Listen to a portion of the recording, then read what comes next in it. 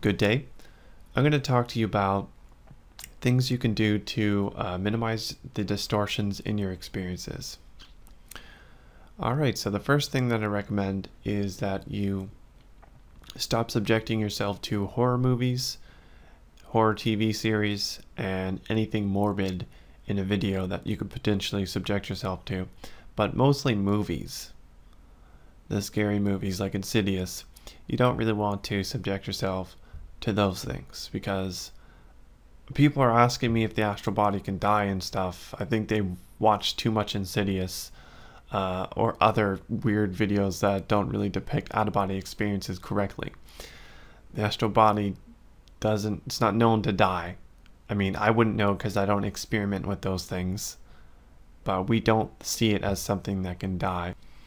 Alright, so the next thing that you want to avoid is mythology. So it's okay to subject yourself to a bit of mythology because you have a belief system, might include mythological creatures, and you have movies and all that, the good ones that aren't necessarily negative that have mythology in them, but actively subjecting yourself to tons of mythology is really going to distort experiences, especially the way that you perceive entities and material environments.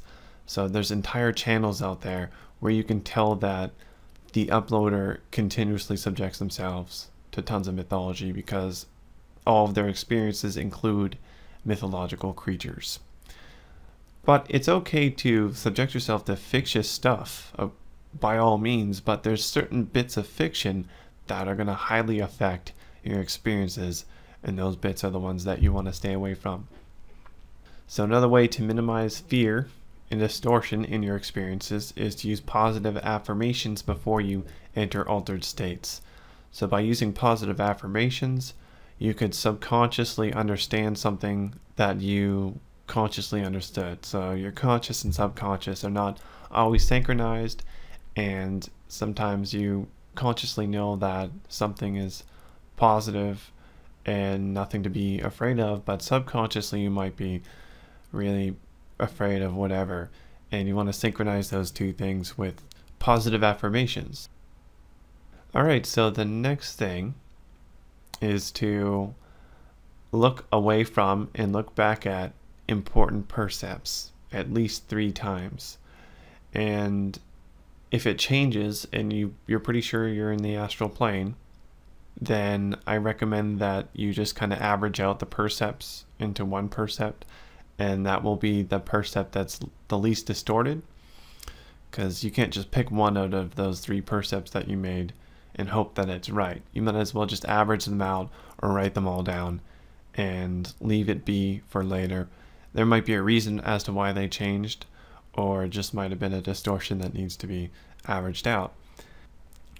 Sometimes in the astral plane you need to contract really hard and then expand the astral body because you really don't have eyes to close or open. It really depends on what environment you're in. If you're in a very immaterial fluid environment, it's probably not going to be a matter of closing and opening your eyes. You're probably going to have to contract the entire body, and that's how you would desensitize yourself to the percepts. Remember, in these immaterial environments, it's not like you have directional visual input. It's more just a general spherical input. It might be a bit directional, but to truly desensitize yourself to a percept, it's a matter of contracting the astral body to an extent that it doesn't really perceive the energies around it effectively. And that's it for this video. See you next time.